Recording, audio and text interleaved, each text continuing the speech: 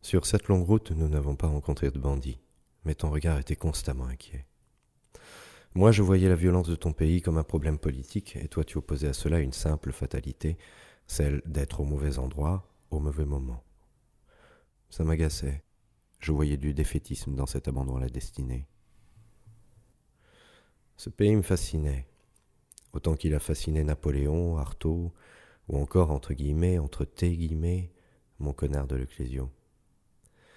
Il me fascinait au sens d'une perte de sens, d'une dangereuse attraction irrépressible et indicible, à l'instar de ces autres Européens qui n'ont jamais pu, dans leur écrit, la réduire et l'expliquer, finissant par invoquer de manière plus ou moins naïve la magie des chamans, de l'air ou des Aztèques. Moi, je sais que c'est cette ligne de tension entre une extrême violence et la plénitude souveraine des espaces immenses qui m'attirait comme un papillon de nuit. Extrême violence. Fascination honteuse pour la violence, en écho à la fascination pour le sang. Comme dans les vidéos que tu m'as montrées, où des jeunes types, au sortir d'une boîte de nuit, capturent un chien pour l'égorger. « Ma sœur, tu es ma sœur !» crie un des types sur les derniers glapissements du chien. Fascination pour cet aléatoire de la violence lorsque des gens en kaki, postés sur les routes avec leurs mitrailleuses, choisissent au hasard s'ils sont gardiens de l'ordre ou bandits sans pitié. Fatalité d'être au mauvais endroit au mauvais moment. Fatalité d'avoir été un chien. Fatalité d'avoir été une femme, parmi les centaines dont on retrouve le corps au matin et dont les meurtriers ne seront jamais retrouvés ni inquiétés. Soyons gentils avec les touristes, dit une petite fille sur un panneau publicitaire, au bord de l'autoroute. Nous n'avons pas rencontré de bandits, mais ton regard était constamment inquiet. J'ai inscrit mon regard dans le tien avec la caméra, j'ai construit et déconstruit les images, j'y ai trouvé ton inquiétude, mais pas le danger. Nous ne l'avons pas rencontré. Nous étions pour cette fois au moins au bon endroit, au bon moment, dans un pays sans nom. Soyons gentils avec les touristes, disait le panneau publicitaire.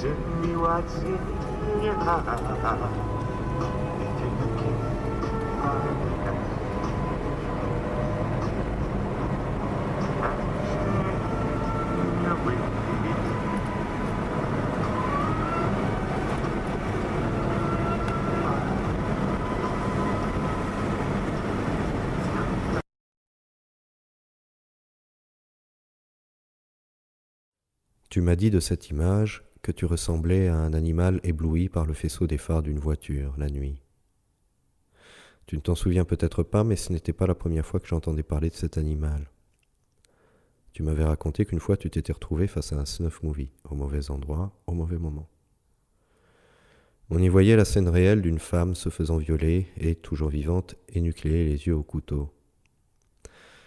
Après quoi, ces tortionnaires la mettaient à mort par injection, comme on pique un chien, tu avais dit. Tu étais resté pétrifié devant ces images, incapable de bouger, de te sauver, ton regard capturé, pris au piège comme l'animal sur la route devant les phares de la voiture. Cette histoire me mettait en colère. Je disais qu'il aurait fallu s'enfuir immédiatement, refuser cette horreur pour ne pas t'en rendre complice ne serait-ce que par ton regard. C'était stupide de ma part. Aussi stupide que d'affirmer que l'animal sur la route, fasciné par la lueur des phares, serait complice de la voiture qui va l'écraser l'instant d'après. Fasciné. Cette fascination ultime devant la rencontre avec la mort, sa mort, celle de l'autre. C'est cela que tu as rencontré, et c'est cela que j'ai ressenti aussi dans ton pays lorsque je parle de ma propre fascination. Soyons gentils avec les touristes. Nous n'avons pas rencontré le danger, mais ton regard était constamment inquiet, car ce n'était pas un problème de danger, mais bien de regard. Tu avais vu au travers du regard du fou. En filmant ses tortures avec une caméra, il s'est offert une autre jouissance que son meurtre, celle de te violer toi aussi. En te faisant connaître intimement son regard, il t'avait marqué du mystère insupportable de son anonymat, et le regard de chaque inconnu n'était plus si inconnu pour toi. Son regard était devenu le regard de n'importe qui, donc le regard de tout le monde. Et même lorsqu'il n'y avait personne, tu cherchais inquiète le regard de celui qui ne veut que te tuer, puisque tu es une femme. Cela, il le savait bien. Ceux qui filment savent ces choses-là. Tu n'as pas fui ton pays. Tu es plutôt parti retrouver quelque chose. L'innocence du regard.